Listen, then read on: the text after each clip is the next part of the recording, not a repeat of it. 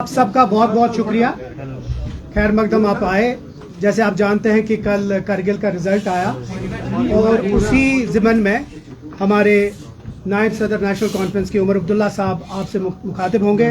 उनके साथ साथ हमारे प्रोविंशियल प्रेसिडेंट नासिर असलम वानी साहब हैं, हमारे पार्टी के ट्रेजरर शमी ओबरॉय साहब हैं, स्टेट स्पोक्स पर्सन इमरान नबी डार साहब हैं, इफ़रा जान है और मुदस्सिर शहमीरी साहब हैं।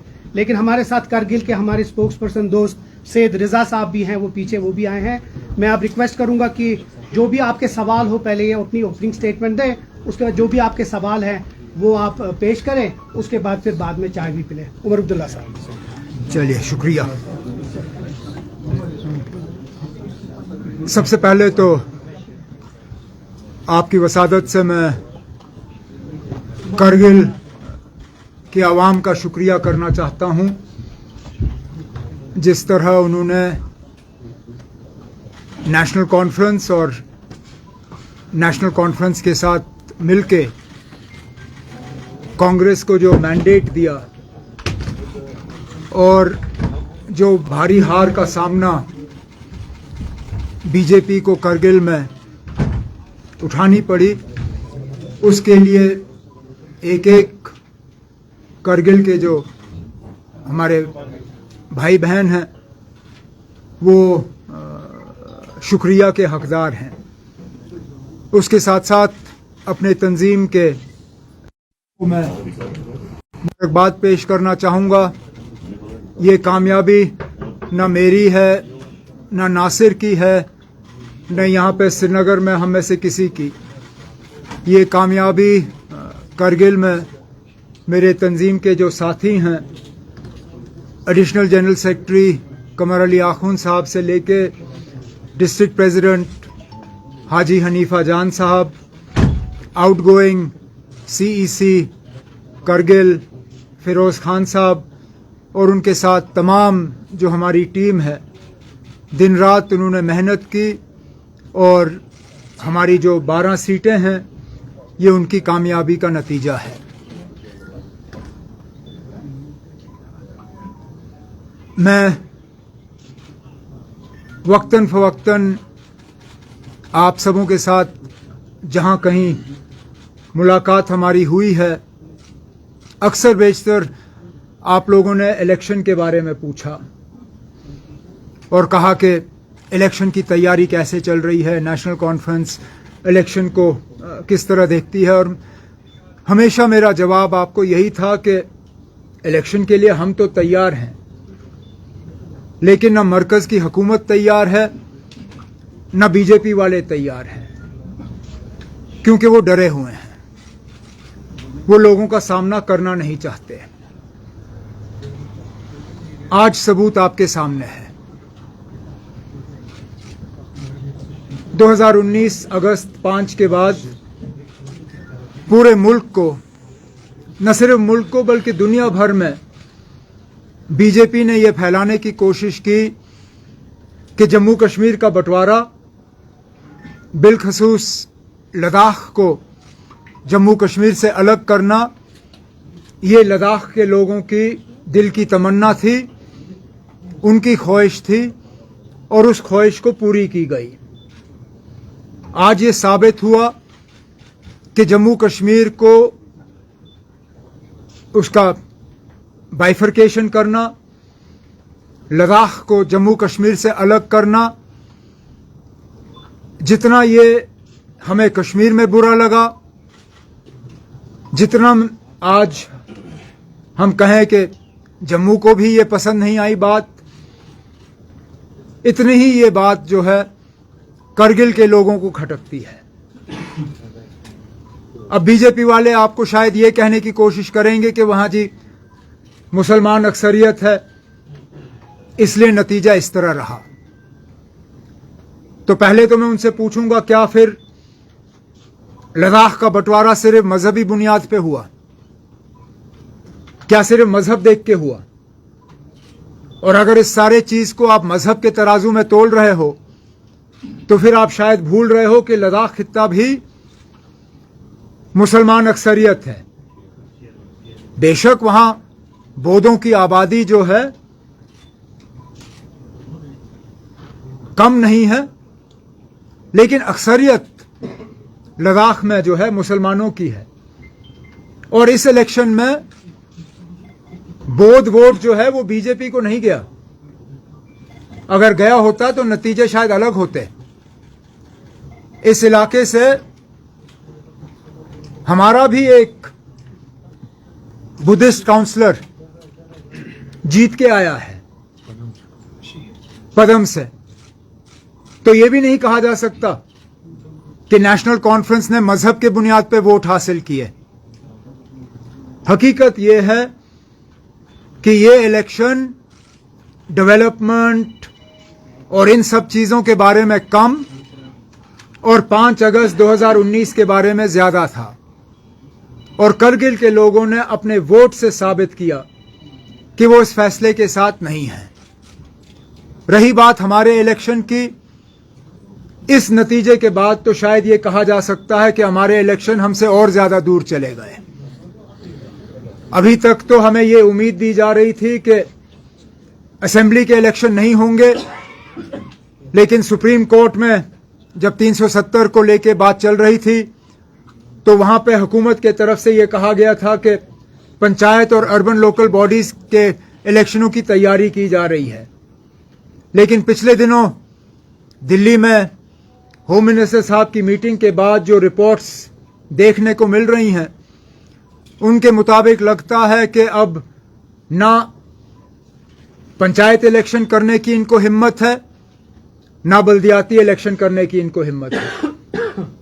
शायद इनका बस चलता तो ये यहां पे ये पार्लियामेंट का इलेक्शन भी नहीं कराते, लेकिन पार्लियामेंट इलेक्शन इनकी मजबूरी बन गई है। मुझे बीजेपी से इसका ज्यादा गिला है नहीं। सियासी पार्टी हैं, हर चीज में अपना फायदा और नुकसान देखेंगे। अगर मुझे गिल्ला किसी से है तो वो इलेक्शन कमीशन से है। आज भी से कहना पड़ता है कि जब चीफ इलेक्शन कमिश्नर से जम्मू कश्मीर के इलेक्शन के बारे में सवाल किया गया अभी सुबह के प्रेस कॉन्फ्रेंस में, तो उनका जवाब यह था कि जम्मू कश्मीर के इलेक्शन के बारे में फैसला तमाम हालात को देख के लिया जाएगा, आफ्टर कंसिडरिंग ऑल फैक्टर्स। मैं उनसे पूछना चाहता हूं व्हाट आर द फैक्टर्स, क्योंकि हमें जो लगता है there is only one factor, that is fear factor. वो बीजेपी को जो फियर फैक्टर है, बीजेपी वाले इससे पहले राजभवन के पीछे छुपते थे, अब चीफ इलेक्शन कमिश्नर के पीछे भी छुपना शुरू कर गए हैं। और अफसोस की बात है कि चीफ इलेक्शन कमिश्नर और इलेक्शन कमीशन ऑफ इंडिया बजाय ये कि वो आजादाना तरीके से अपने फैसले लें, वो सिर्फ और सिर्फ बीजेपी के इशारों पे अपना फैसला ले रहे हैं। नहीं तो कोई जवाजियत नहीं बनती है कि इतने सालों के बाद भी आप जम्मू कश्मीर में असेंबली इलेक्शन नहीं करा सकते हो। अगर इस फेयर फैक्टर के अलावा और कोई फैक्टर है तो हम इलेक्शन कमीशन से सुनना चाहेंगे। क्या यहां पे इंटरनल सिक्योरिटी हालात जो हैं इस हद तक बिगड़ गए हैं कि अब आप इलेक्शन कर नहीं सकते? अगर बिगड़ गए हैं तो बताइए, क्योंकि अभी तक तो पूरी दुनिया को यह बताया गया था कि जम्मू कश्मीर में 5 अगस्त 2019 के बाद हालात में बहुत ज्यादा बेहतरी आई है। यहां करोड़ से ज्यादा टूरिस्ट आ रहे हैं, पता नहीं कितने कितने नंबर यहां दिए जा रहे हैं। अगर ये सब सच है तो फिर हमें बताइए ना क्या फैक्टर है, आप किन फैक्टरों को कंसिडर कर रहे हैं? क्योंकि आप बार बार ये जो है राजभवन या इलेक्शन कमीशन के पीछे छुप के लोगों को अपने हक से महरूम नहीं रख सकते। लोगों का हक है अपनी हुकूमत का फैसला करना। क्या हमें उतना हक नहीं है जितना मध्य प्रदेश, छत्तीसगढ़, राजस्थान, तेलंगाना और मिजोरम को है?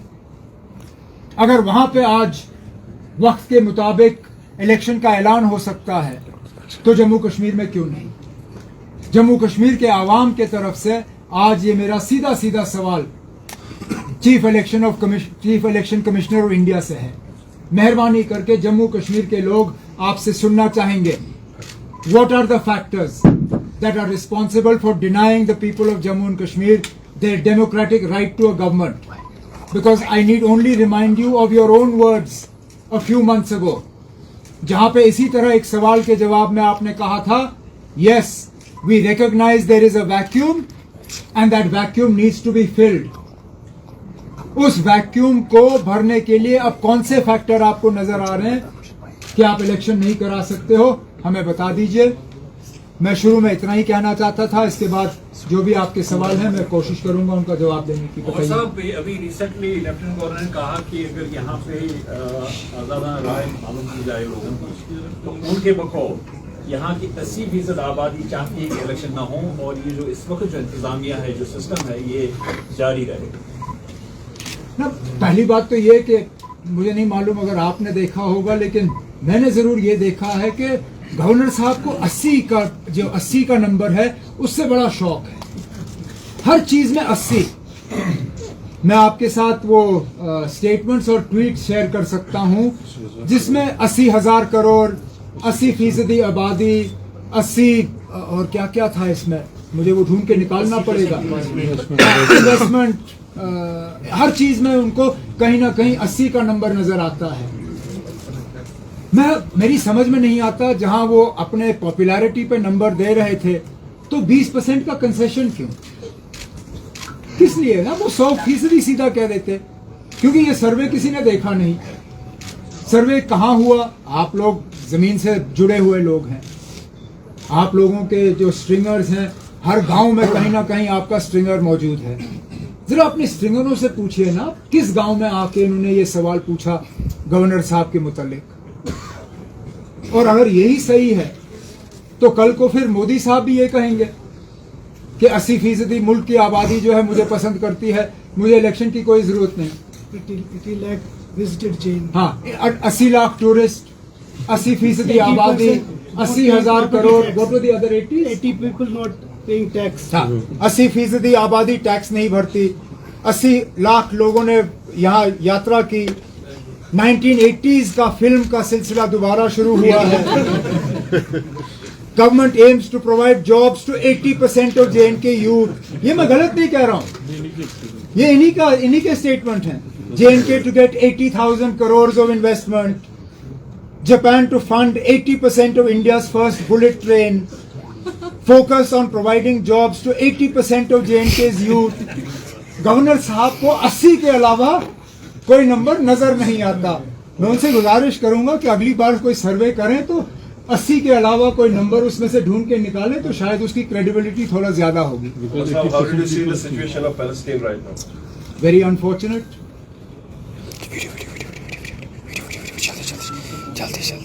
We are seeing deaths on both sides. At the end of the day, in any violent situation, whether it is in the Middle East, whether it has been in Jammu and Kashmir, wherever you see violence, ultimately the ultimate sufferers are always the innocent people. We can only hope and pray that the situation is brought as close to normalcy as early as possible, that violence is ceased, and that in this somehow the suffering of innocent people can be brought to an immediate stop. This is the problem of Palestine and Israel is not a new one. It's a protracted conflict. Sometimes it flares up, sometimes it subsides, but in all this it is the death and suffering that causes the most heartache, and we can only hope and pray that peace returns to the area as quickly as possible. Omar साहब